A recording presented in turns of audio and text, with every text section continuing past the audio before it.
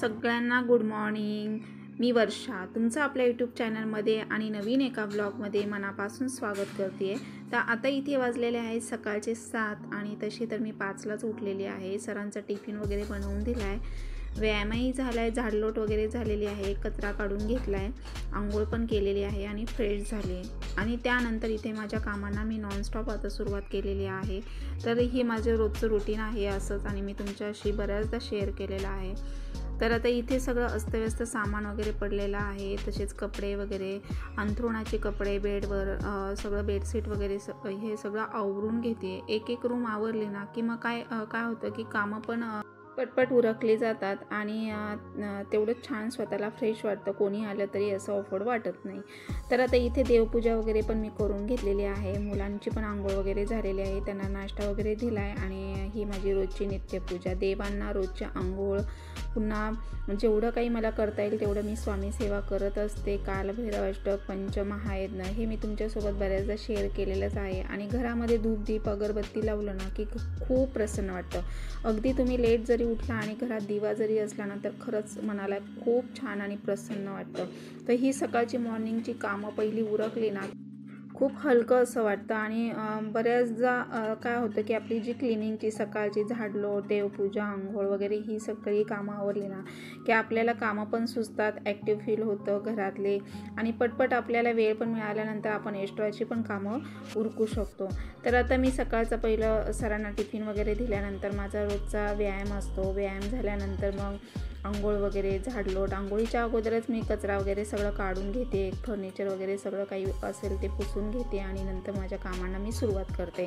तर आता इथे मृणालचं चाललेलं आहे स्टडी आणि मी पण इथे आता भाजीची वगैरे तयारी करून घेते आहे। तर सकाळी सरांना काय झालं, सुकी भाजी करून दिली त्यांच्यापुरती आणि आज तशी मोस्टली मी एकदाच बनवते भाजी, परंतु आता मी सकाळी सरांपुरती भाजी बनवून दिली आणि ती मुलांना पण पुरली नसते आणि त्यानंतर मग टिफिन वगैरे नाश्ता, त्यामुळे मग मी इथे दोडक्याची भाजी टाकत आहे। तर अगदी झटपट बिना वाटण्याची दोडक्याची भाजी खूप छान टेस्टी होते। तर कांदा बारीक कट करून घेतलेला आहे आणि बारीक कांदा कट करून घेतल्यानंतर जिरी मोहरी तेलामध्ये फोडणी दिली, लाल तिखट वगैरे, हळद वगैरे, हिंग सगळं टाकून घेतलं, कांदा परतला, त्यानंतर दोडका स्वच्छ धुवून म्हणजे पहिले कापून घेतला, स्वच्छ धुतला आणि त्यानंतर मग तो तेलामध्ये परतून घेतलेला आहे। आणि आता इथे मी तुम्हाला मागच्या व्हिडिओमध्ये शेअर केलंच होतं की आपली जी चणा डाळ असते, डाळ आणि तांदूळ भाजून एक पावडर बनवून ठेवायची। अगदी तुम्ही बिना वाटणाच्या घाईच्या कामाला थोडीशी 2 चमचे पावडर मिक्स करून थंड पाण्यात टाकली ना की अगदी दाटसर भाजी होते, वाटण्याचीही गरज पडत नाही।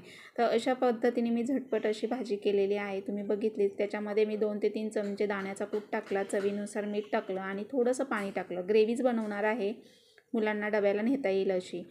तर आता एकीकडे मी कुकरला भाजी 2 शिट्ट्या घेतल्या, त्यानंतर जो रात्रीचा भात होता उरलेला, तर मग मी त्या भाताला ठरवलं की फोडणी द्यावी म्हणजे मग नाश्त्याला खाता येईल। तर आता इथे मी जो कांदा भाजीला कापून घेतलेला होता त्यातलाच अर्धा कांदा मी इथे ठेवलेला, तेलामध्ये हिरवी मिरची, कढीपत्ता टाकला, जिरी मोहरीची फोडणी दिली, त्यानंतर कांदा परतून घेतला। कांदा परतल्यानंतर थोडीशी हळद टाकायची, हळद टाकल्यानंतर जो भात होता रात्रीचा खिचडी भात केलेला होता तोच मी आता इथे परतून पुन्हा मी नाश्त्याला घेणार आहे। कारण काही वेळेला काय होतं, बऱ्याचदा भात वगैरे किंवा असं चपाती वगैरे उरते आणि मग नंतर ती टाकून न देता आपण जर असं व्यवस्थित फ्राय करून चांगला गरम करून खाल्ला तर पोटालाही त्रास होत नाही आणि अन्नही वाया जात नाही। तर अशा पद्धतीने मी करत असते। शिळ्या चपातीचा सुद्धा मी असा एकदम तिखट असा काला करत असते आणि खूप छान टेस्टी लागतो, मुलांना तर खूप आवडतो। त्यामुळे मी आता इथे भाताला थोडी फोडणी दिलेली आहे आणि थोडंसं मीठ टाकलं आहे। तर आता भात पण गरम झालेला आहे, एकीकडे मुलांना मसाला पराठा करत आहे। तर हे बघा अशा पद्धतीने, तर मसाला पराठा त्यांना खूप आवडतो आणि झटपट असा होतो। तेल लावायचं, चपाती लाटून घ्यायची, तेल लावायचं, त्यावर मग लाल तिखट वगैरे मसाले टाकून घ्यायची, धना पावडर काय असेल ते, हळद वगैरे, गरम मसाला थोडासा आणि त्यानंतर मग मी इथे कस्तुरी मेथी टाकली, कस्तुरी मेथी वगैरे पसरवून घेतली, नंतर असा रोल केला, खूप छान होतो। तुम्ही सॉसबरोबर लहान मुलांना टिफिनमध्ये पण देऊ शकता किंवा नाश्त्यालाही देऊ शकता। तर अशा पद्धतीने मी आता लाटून देते त्यांना। खूप झटपट, कधी भाजी वगैरे काही राहिली नाही किंवा मुलांनाही कंटाळा येतो रोज भाजी चपाती खायचा, तर मग असे मी पराठे वगैरे मसाला पराठा त्यांना करून देत असते. अगदी झटपट होतो. तुम्ही तेल तूप वगैरे लावून दिला तर मुलं आवडीने खातात. तर आता इथे मुलांना मी पराठे वगैरे केलेले आहेत आणि भाजीही झालेली आहे, भात गरम केलेला आहे. तर आता माझं जवळपास उरकलेलीच आहेत कामं. तर आता मुलं स्कूलला गेले, त्यांचा टिफिन वगैरे सगळं आवरून दिलं आहे, कपडे वगैरे वॉश केले आणि मी जेवण केलं आहे आता. तर आता भांडी वगैरे सगळं क्लीन करून घेते आहे. तर किचन आवरलं आहे, फक्त भांडी राहिलेली आहेत. आणि आज मोदक बनवणार आहे. मी तुम्हाला दाखवेलच, मी तुमच्यासोबत शेअर करेलच मोदकाची रेसिपी. तळणीचे मोदक करणार आहेत. तर आता आवरून घेते आणि मग मी बोलते तुमच्याशी नंतर.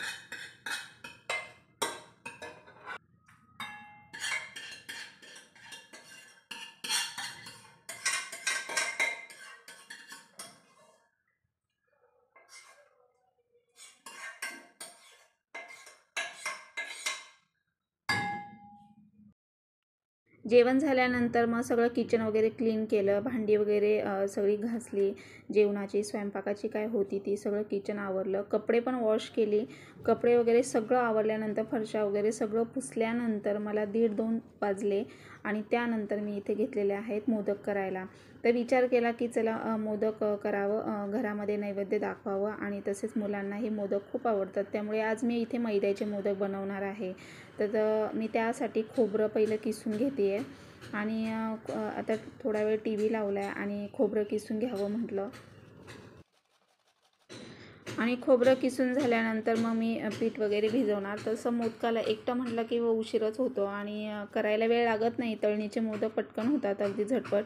तर खोबरं असं वरच्यावर मी किसून घेतलं, म्हणजे जास्त असं जाडसर आपण प्रेस करून जर किसलं ना की मग काय होतं की ते खूप मोठं मोठं किसलं जातं आणि मोदक पण तुटण्याची फाटण्याची वगैरे शक्यता असते किंवा तेलामध्ये टाकल्यानंतर मग सारण बाहेर येतं. त्यामुळे मग इथे वरच्यावर असं खोबरं मी किसून घेतलं आणि त्यामध्ये आता मी पिठी साखर आहे ती मी मिक्स करून घेते, अंदाजेच टाकलेली आहे. हवं तर तुम्ही आपली साधी साखरसुद्धा टाकू शकता. त्यानंतर वेलची पूड टाकलेली आहे इथे छोटे 2-3 चमचे आणि थोडासा भाजलेला रवा हा मी भाजूनच ठेवत असते. त्यामुळे मी इथे 1.5 कप छोटा असा रवा टाकलेला आहे. तर हे सारण आता पहिले मी बनवून घेते. सारण बनवल्यानंतर थोडंसं चवीनुसार मीठ टाकलं आहे आणि सारण बनवल्यानंतर मग पीठ भिजवायला घेते. तर आता इथे मैदा घेतला आहे, एक मोठी मीडियम साईजची वाटी. त्यामध्ये आता मोहन टाकणार आहे. मोहन टाकल्याने काय होतं, मोदक हे खुसखुशीत होतात आणि अगदी महिनाभर म्हटलं 15 दिवस, एवढे महिनाभर तर राहतच नाही, मोदक सगळ्यांच्याच आवडीचे असतात. त्यामुळे अगदी 10-15 दिवस तुम्ही हवाबंद डब्यात सहज ठेवू शकता. तर अशा पद्धतीने मी आता इथे पीठ भिजवून घेत आहे मैद्याचं. मोहन टाकलं आहे आणि हे बघा असं पूर्ण मिक्स करून घ्यायचं हाताने मिक्स करून घेतल्यानंतर जे असं आपण पीठ असं दाबून बघायचं, म्हणजे थोडंसं असं वळलं की मग समजायचं की मोहन व्यवस्थित झालं आहे. मोहन टाकल्यानंतर मग मी आता इथे थोडं पाणी टाकून पीठ भिजवून घेते आहे. तर तळणीचे मोदक अगदी झटपट होतात व करायलाही वेळ लागत नाही आणि साचाही लागत नाही. तर आता इथे मी पीठ भिजवून घेतलेलं आहे. पीठ व्यवस्थित भिजवून घेतल्यानंतर 5 ते 6 मिनटं भिजवून द्यायचं आणि भिजवून झाल्यानंतर मग करायला घेतलेत आता इथे मोदक. तर कशा पद्धतीने करायचे तर मी तुम्हाला दाखवते. तसेही तुम्हाला माहीतच आहेत आणि तुम्हालाही काही आयडियाज असतील तर तुम्हीही सांगू शकता. तर इथे तळणीचेच मोदक सगळ्यांना आवडतात, त्यामुळे मी इथे तळणीचे मोदक करत आहे. तर हे बघा अशा पद्धतीने छोटे छोटे मी असं लाटी घेतलेली आहे.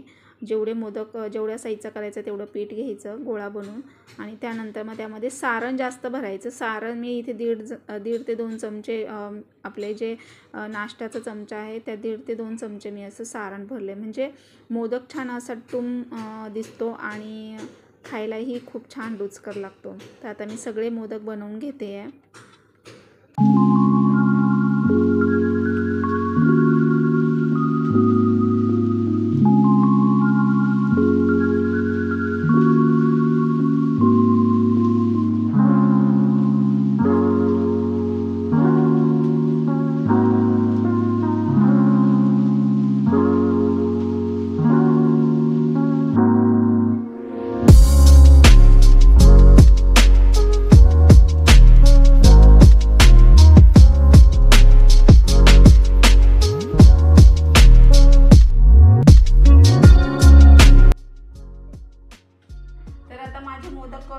आहेत आणि तुम्ही बघू शकता अगदी बिना साच्याचे मी छान असे पापड्यांचे मोदक बनवलेले आहेत. आणि आता हे तळून घेते. तर तळायला वेळ लागत नाही परंतु करायला वेळ लागतो. जवळजवळ माझा अर्धा पाऊण तास गेलेला आहे, जवळपास 1 तास झालेला आहे.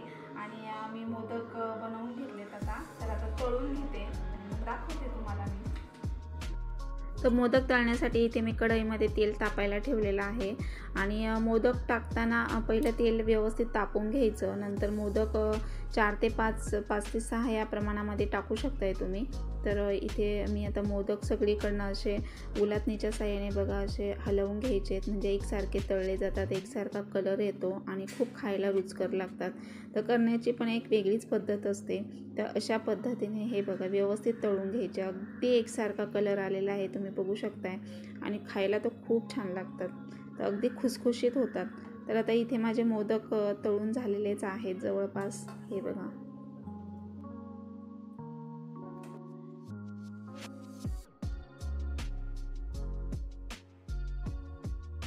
तर आता इथे मोदक बनवून झालेत आणि खूप छान असे खुसखुशीत झालेले आहे, तुम्ही बघू शकताय. तर आता मी असंच ताट स्वामींपुढे ठेवत आहे. आणि आता माझे मोदक बनवून झालेले आहे. तर तळायला वेळ लागत नाही परंतु करायला वेळ लागतो. आणि मोदक झाल्यानंतर सगळी कामं उरकता मला इथे वाजलेले आहेत संध्याकाळचे 5:30. तर आता हे सगळं मी भांडी वगैरे क्लीन करून घेतले, पुन्हा किचन ओटा वगैरे साफ करून घेतला. आणि आता जेवणाचं काही फारसं टेन्शन नाही आहे. सकाळची भाजी शिल्लक आहे, त्यामुळे डाळ भात लावला आणि चपाती बनवणार आहे रात्रीच्या जेवणामध्ये.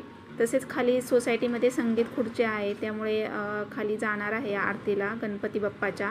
आणि जसं पॉसिबल होईल तसं मी शूट करून तुमच्यासोबत शेअर करण्याचा प्रयत्न करेलच. तर आज लेडीजची संगीत खुर्ची आहे आणि छान वाटतं, तेवढंच सगळे एकत्र येतात, एन्जॉय होतो. तर चला मग आता आवरून मी तुम्हाला दाखवते.